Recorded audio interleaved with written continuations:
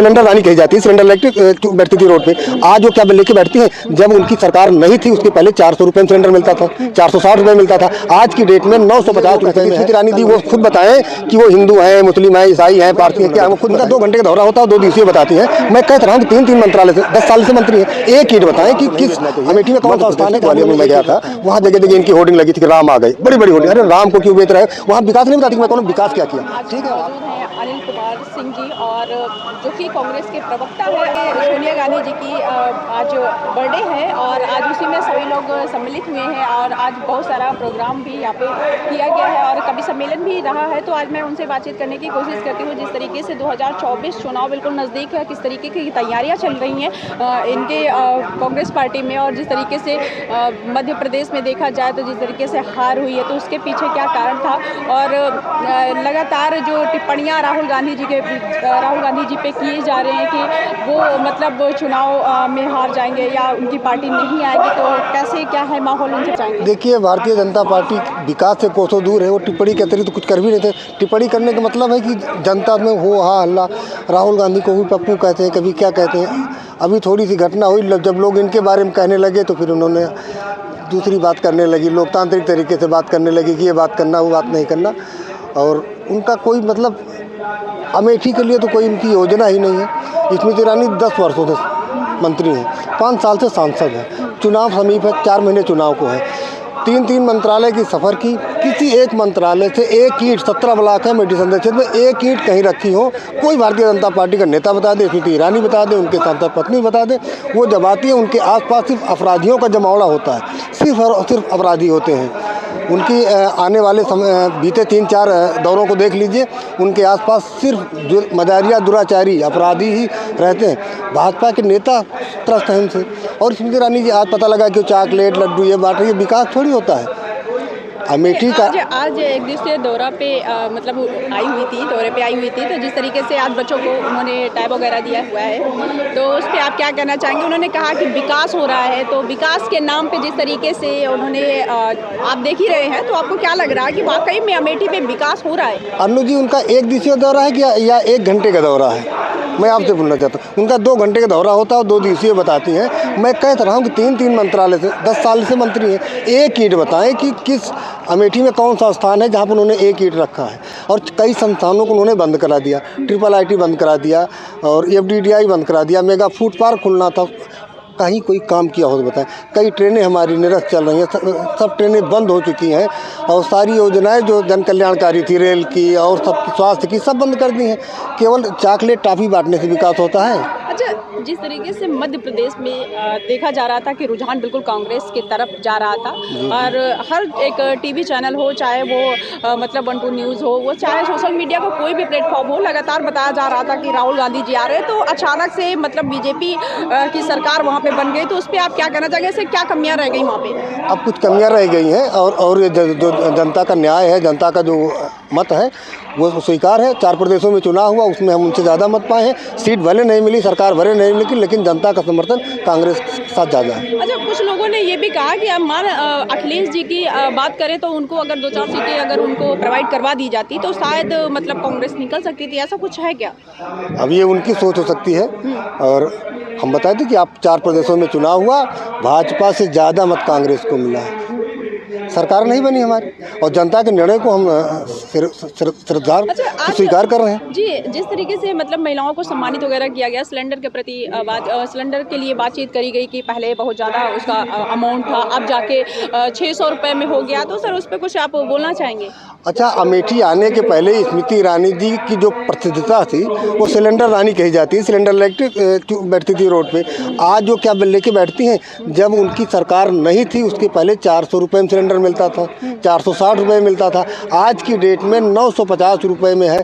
कल हमने सिलेंडर मंगवाया था, और वो झूठ बोलने की 400 में सिलेंडर मिला, कहाँ मिल रहा है। झूठ बोलने का काम स्मृति ईरानी का है, और वो बताए ना कि अमेठी को क्या दिया, वो झूठ बोल। स्मृति ईरानी जी सिर्फ और सिर्फ झूठ बोलती हैं, और वो बताएं ना कि अमेठी में कौन सा काम किया है। रेल बताएं, शिक्षा का बताएं, स्वास्थ्य के बारे में बताएं, उन्होंने क्या काम किया। राहुल गांधी की जो भी योजनाएं थी उस पर उन्होंने अपना नाम लिखा, और 3-3 मंत्रालय का सफ़र की, 3 मंत्रालय, 10 साल से मंत्री हैं, 10 साल में एक ईंट कहीं बतावें, गौरीगंज, अमेठी, तिलोई। अरे भैया यही नहीं, तिलोई विधानसभा से मुख्यालय आने के लिए एक भी परिवहन की बसें नहीं है। 4 बार इन्होंने पत्र लिखा था ट्विटर पर। रोडों का जाल बना है। रोडों का जाल उनके समय का नहीं, रोडों का जाल पहले का है। और आपसे पहले भी मैंने बताया कि राहुल गांधी के किए कार्यों पर सिर्फ वो अपना पत्थर लगा रहे हैं। राहुल गांधी पे आरोप लगाते हैं कि राहुल गांधी ने 15 सालों से अमेठी को लूटा है, वो युवराज है। लूटा क्या है? अब लूटने तो इनको भी कह सकते हैं लूटा है। अरे आपने तो कुछ किया नहीं, राहुल गांधी ने क्या लूटा है? अमेठी को दिया है। अमेठी में आप कहीं जहां आप खड़े हैं, आप देखिए सामने डिग्री कॉलेज, इंटर कॉलेज, ऐसा कोई विद्यालय आप देख लीजिए। लड़कियों के लिए पूरे संसदीय क्षेत्र के 17 ब्लॉक में स्कूल हैं। आश्रम पद्धति, स्तर शिक्षा अधिकार, बीमा और उसका स्वास्थ्य का अधिकार, सारा सब कुछ राहुल गांधी ने, उनकी सरकार ने दिया है। एक चीज़ सर और कहना चाहेंगे कि माननीय स्मृति ईरानी जी ने बयान दिया था कि एमपी में जिस तरीके से हार हुई है कांग्रेस की, तो जनता ने उन्हें जवाब दे दिया है। तो क्या आपको वाकई में लगता है कि जनता ने बीजेपी को चुना है? अब स्मृति ईरानी जी ये बता, यही नहीं, आप किसी चौराहे पर चलिए, आपके साथ चलते हैं, 10 लोगों में पूछिए तो उसमें 8 लोग बताएंगे स्मृति ईरानी भैया हम हरा के भेजेंगे। यही नहीं, उनके भारतीय जनता पार्टी के पदाधिकारियों 10-5 लोगों के मेरे पास रिकॉर्डेड है जो कहते हैं भैया मैं ऊब चुका हूँ बहुत, मतलब किन किन शब्दों प्रयोग करते हैं मैं उस शब्द नहीं कह पाऊँगा। तो स्मृति ईरानी जी अमेठी को छला है, कपटा है। और उसके पहले उनको लोग किस नाम से बात करते थे, यहाँ आकर के उन्होंने इतिहास में अपना नाम दर्ज कराया। यहाँ के लोगों ने उनको सम्मान दिया, उनका नाम बदला, उनको दीदी की उपाधि दी, लेकिन उन्होंने अमेठी के साथ धोखा किया। क्या अच्छा सर, किस तरीके की तैयारियां चल रही हैं 2024 को लेके कि अभी डिसाइड नहीं कर हुआ है कि यहाँ से चुनाव कौन लड़ेगा? यहाँ से चुनाव राहुल गांधी जी लड़ेंगे। राहुल गांधी हो गया है सर, डन हो गया है? हाँ बिल्कुल डन हो गया, राहुल गांधी चुनाव लड़ेंगे। और किस तरीके से आप लोगों की तैयारियां चल रही हैं? 2019 चुनाव हारने के बाद लगातार हम लोग जनता के बीच में है। आपके सामने देखिए ये सब लोग बैठे आज सोनिया गांधी के जन्मदिन पर। हम लोग कोई सरकार से नहीं है, कोई पैसा दे के नहीं, ये लोग तो पैसा साड़ी के नाम पे लोगों को ठगा करते हैं।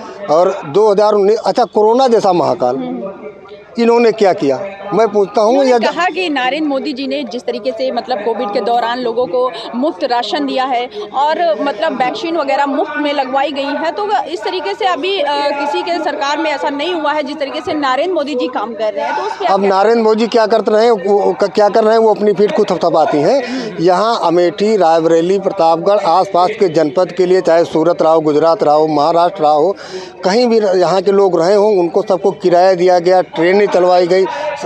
ये कौन सी मदद की है? मैं स्मृति ईरानी से पूछना चाहता हूँ कि एक सैनिटाइजर दिखाएं वो जो किसी पत्रकार को दिया, जो पत्रकारों का प्रचार प्रसार करता है, वो बताए कि ये दीदी ने दिया है। दीदी ने कुछ नहीं दिया, दीदी ने केवल अमेठी को छला है। और दीदी बहुत बड़ी झूठी है, कोई काम नहीं मतलब जिस तरीके से विकास, अरे वो नौटंकी की नानी है, विकास की नानी नहीं, केवल नौटंकी, केवल नौटंकी, केवल नौटंकी। अरे अमेठी की दीदी है, ठीक है दीदी है, कम से कम एक दीदी का अपना फर्ज तो निभाए। 10 साल में उन्होंने क्या किया अमेठी के लिए? कहीं उनका एक संस्थान बना हो तो आप बताएं। एक संस्थान, 3-3 मंत्रालय की मंत्री ने, उनको शर्म आनी चाहिए। और यहाँ आके जो है टाफी कंपट के नाम पे राजनीति कर रही हैं। और उनका एक शब्द बताएं आप कि आज तक उन्होंने जितना भी बयानबाजी की हो बिना राहुल गांधी के नाम से जनता को संबोधित करते हुए विकास की एक बात बताएं कि मैंने ये किया, कोई काम उनके पास। इस बार अमेठी में राहुल गांधी को नाक चढ़वा देंगे, इस बार स्मृति ईरानी कहती है। स्मृति ईरानी जी का बयान आया हुआ है, उन्होंने कहा कि 2024 में राहुल जी को नाक रगड़वा देंगे। तो क्या उस पर आप क्या कहना चाहेंगे? क्या ऐसी नाक तो उनकी सरकार नहीं रगड़वा पाई।